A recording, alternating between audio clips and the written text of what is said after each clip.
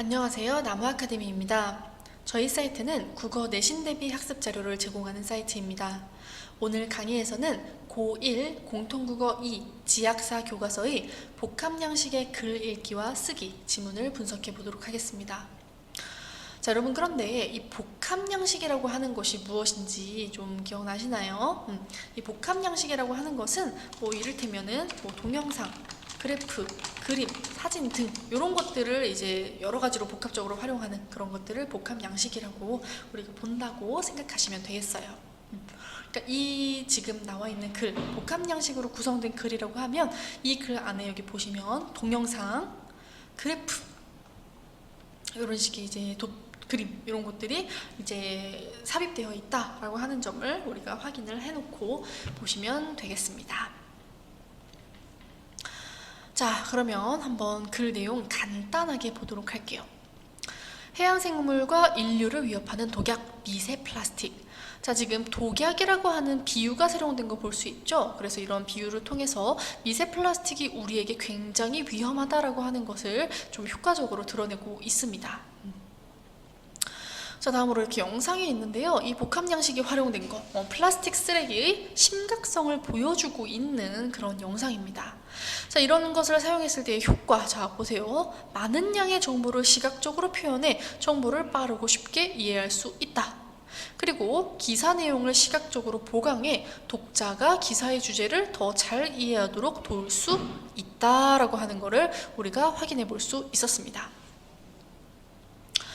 자, 그래서 세계적으로 넘쳐나는 플라스틱 쓰레기는 문제가 심각한 수준이다.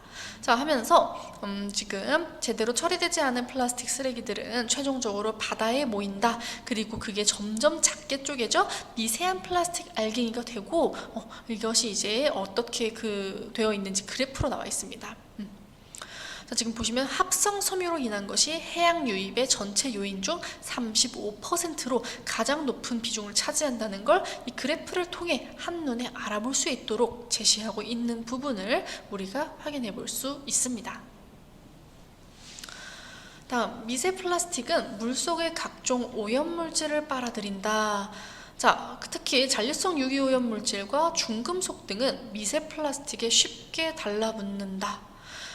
이런 점에서 바닷물 속을 떠다니는 플라스틱 조각들은 화학물질의 혼합물이라고 할 수 있고, 이걸 만드는 과정에서 수천 종에 달하는 화학물질이 첨가되는데 그게 쪼개지는 과정에서 새어나오기도 한다. 자, 지금 미세 플라스틱이 유해한 이유에 대해서 오염물질을 빨아들이고 그것이 또 이제 각종 화학물질이 쪼개지는 과정에서 새어나오기도 한다는 그런 부분들을 이제 문제점으로 지적하고 있습니다. 자, 그래서 구체적으로 프탈레이트라고 하는 그 예시 이야기하면서 지금 설명하고 있네요.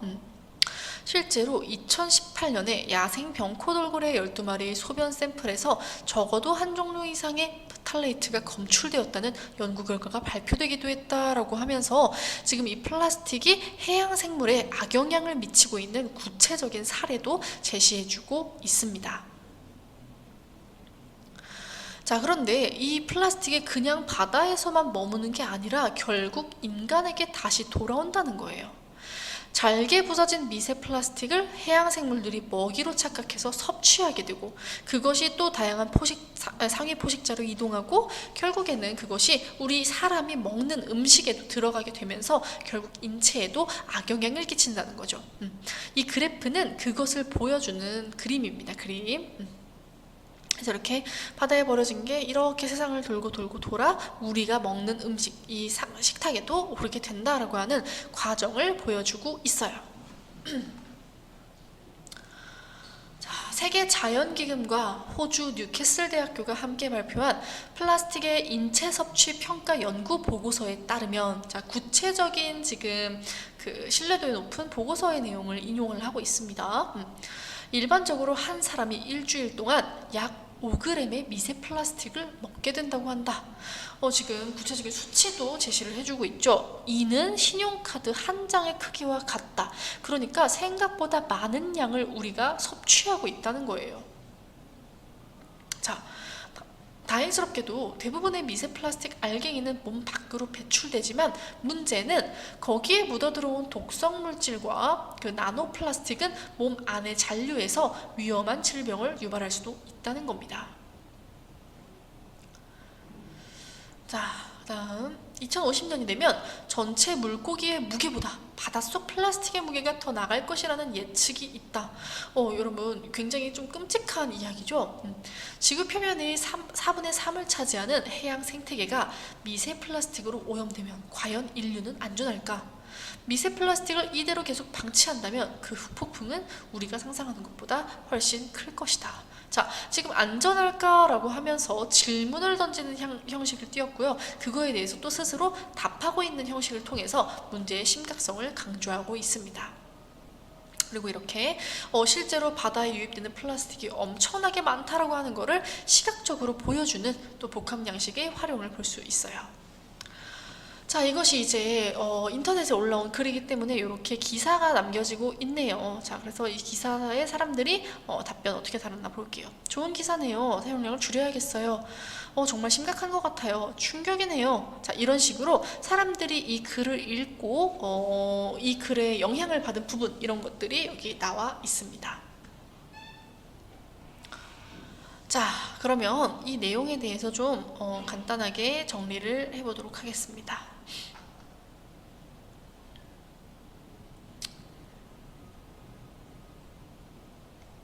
여기 있네요. 자, 이 해양생물과 인류를 위협하는 독약 미세 플라스틱, 이 내용은 기사문이었죠. 그래서 주제는 미세 플라스틱이 해양 생태계와 인간 건강에 미치는 영향의 심각성에 대해서 알려주고 있었습니다.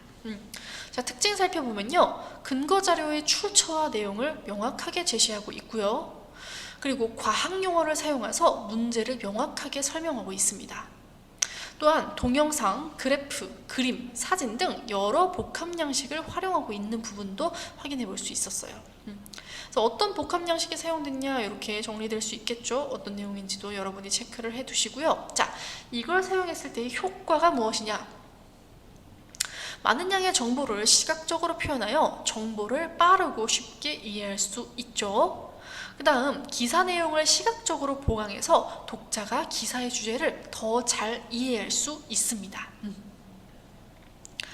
자, 이러한 글들을 읽을 때는 이제 글쓴이가 왜 이 글을 썼는지, 의도와 글쓴이의 관점은 어떠한지 그런 걸 묻는 문제가 출제될 수 있어요. 그래서 관점의 경우에는 플라스틱 쓰레기 문제가 매우 심각하다는 거, 그리고 이것이 해양 생태계를 교란하고 인간의 건강을 위협한다는 거, 이러한 것에 대한 관점을 갖고 있고요. 그래서 의도는 무엇이냐?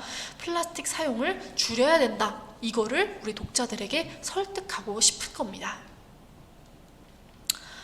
자, 그 다음에 이제 공동보고서 쓰기 방법인데요. 이거는 우리가 굉장히 많이 다뤘던 그런 글쓰기 방법과 유사하게 가져가시면 됩니다. 그래서 주제와 목적을 찾고 그 주제에 따른 목차를 구성하고 자료를 수집하고 조직하고 그리고 작성하고 평가하는 이런 일반적인 우리가 지금까지 해왔던 그 과정과 비슷하니까요. 그런 거 확인해 두시면 되고요. 다만 조사 보고서의 경우에는 이러한 내용들이 반드시 포함되어야 한다라는 것을 좀 같이 체크해 두시면 좋겠습니다. 그래서 조사의 필요성과 목적, 조사 방법, 조사 결과와 해석, 그리고 조사 내용에 대한 요약 정리와 재현, 이런 것들이 이제 포함되어 하는 요소입니다. 자, 그럼 지금부터 같이 문제 풀어보도록 하겠습니다. 자, 우리는 그러면 10번 문제 풀어보도록 할게요. 여러분들은 영상 잠시 일시정지하고 문제를 풀어봐 주시기 바랍니다. 네, 그러면 문제 같이 해설해 보도록 하겠습니다. 자, 윗글의 정보들을 공동보고서 작성에 활용하고자 할 때의 계획을 정리한 것이다. 그 내용으로 적절한 것을 묻는 문제죠. 하나씩 살펴볼게요. 자, 1번. 바다에 유입되는 미세 플라스틱의 35%가 합성 섬유에 의한 것이라는 내용을 활용해서 조사의 필요성과 목적 부분에 조사의 필요성으로 제시하자. 여러분 이거 적절하죠. 미세 플라스틱의 35%가 합성섬유라는 사실을 바탕으로 이제 그런 그 문제점의 조사 필요성 제시할 수 있을 겁니다. 2번 볼게요. 미세 플라스틱이 해양 생물의 개체수를 증가시킬 수 있다는 내용을 활용해서 조사 결과 부분에서 미세 플라스틱 배출의 영향을 제시하자.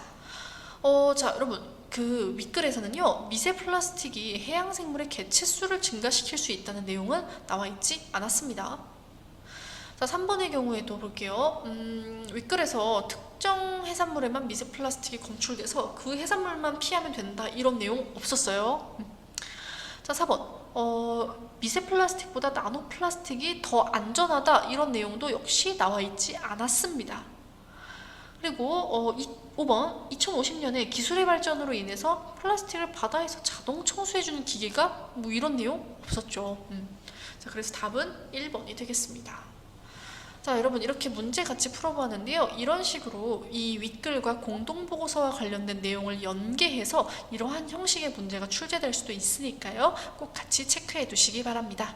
자, 이 외에도 더 많은 문제나 자세한 학습 자료는 저희 나무 아카데미 홈페이지에서 확인하실 수 있습니다. 감사합니다.